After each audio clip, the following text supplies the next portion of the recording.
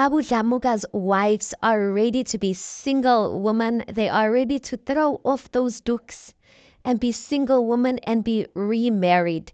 They are quite frankly saying they are young and they still got hot blood within them. So they need men. They need men who are going to comfort them. They need men who are going to make them laugh. And you know what, guys? I truly don't think it's a far-fetched thing. I don't even think like this conversation should be a foreign thing. And I appreciate like Isencane Lengane like showing this episode so much because I think it shows a reality of what widowed women go through. You know, in the Black society, being a widow is such a shameful thing. Once your husband passes away, your life is kind of doomed in a sense. You are meant to live for your kids and you're just meant to live a life that just honors the legacy of your husband. But people forget that people still want to be loved in that type of way, you know, and it's frowned upon if a wife wants to, you know, or thinks of even moving on and marrying another man. So I'm so glad they put this episode out because these are traditional women. These are women from Islalini, from these are women from Emakaya. These are women from villages, if I can put it in that way. And they are traditional women. And traditionally, it's a frowned upon thing for a woman to even consider like wanting to remarry, especially if you are living in the homestead of your in-laws. So I appreciate them showing this episode and the wives being thoroughly honest that yes, they are young and yes, they want to be remarried and yes, they crave like a love of a husband. And I love that because that is the reality of it, guys. Once you've been married before and once you know what it's like to have a man love you in that type of way and take care of you in that type of way, especially if he did it in a good way and in a healthy way, it's very hard for you to then adjust to a life where you're not getting that type of comfort anymore. So Bab'Dlamuka's wives basically are talking about the issue that their husband passed away. And if you don't know, Bab'Dlamuka, obviously Siyaxela's father, when he passed away, he left 4 wives. The 3 other wives are fairly young, you guys. The other 2, the last 2, they are very young.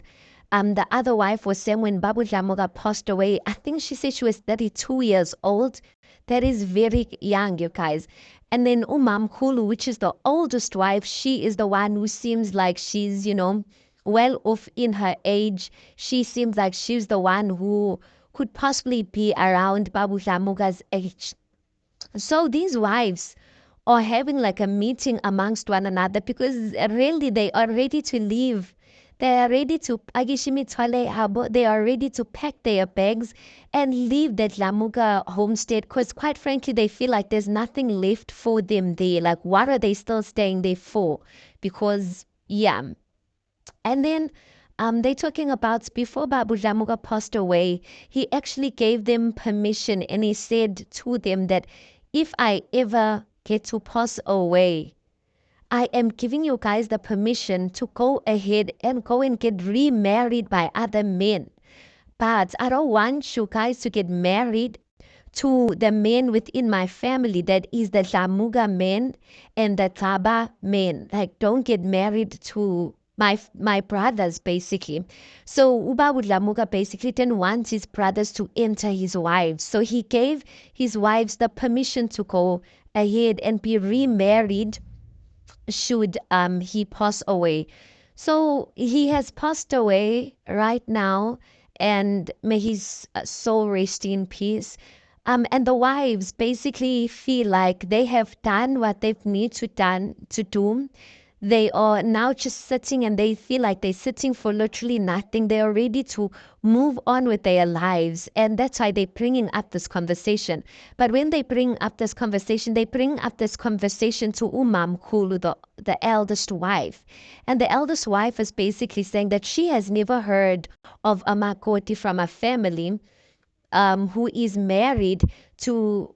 She has never heard the case where a makoti who has lost her husband then goes and get remarried outside. She needs to get married within the household, within the family. So she's explaining that's how she understands things to be.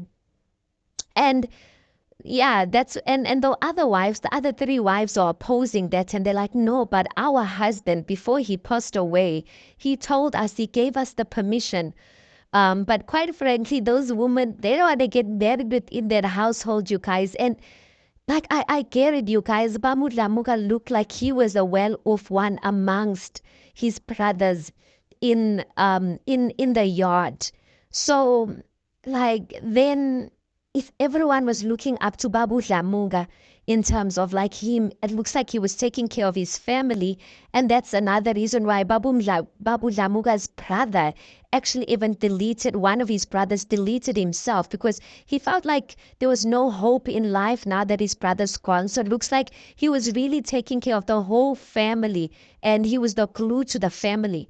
So now, why would the wives want to settle for any other man within the household when they were getting taken care of by Bab'Dlamuka?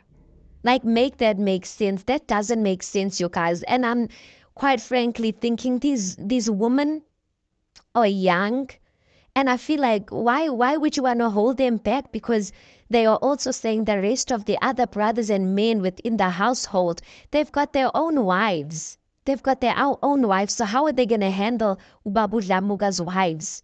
And I feel like, to a certain extent, Kulu, the oldest wife, she can easily side on on the traditional reasoning of the wives must get married within the same family because she's old.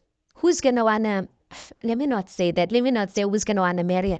But chances are that from here, I don't think she even has the desires of being remarried. I don't even think any man within that household is gonna want to like take her as a wife like that. They'll take her as a wife in terms of like responsibilities maybe, but in terms of like the other wifely duties, I don't see it happening. And if it does, if what I'm saying offends anyone, I apologize. I apologize.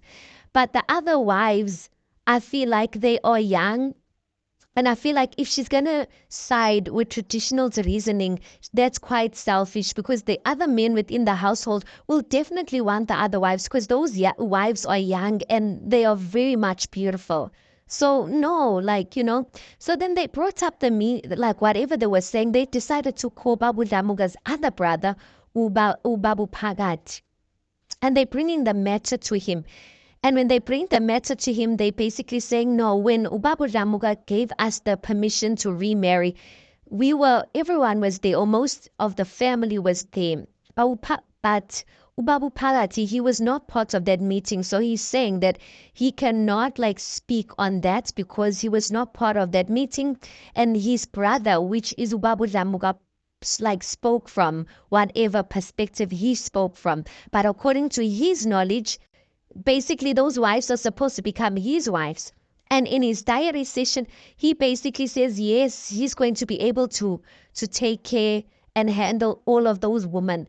That time when I'm looking at this man, I'm like looking at these young women versus this man. Sir, no, you are not on their level. And I'm not even trying to say it in a funny way.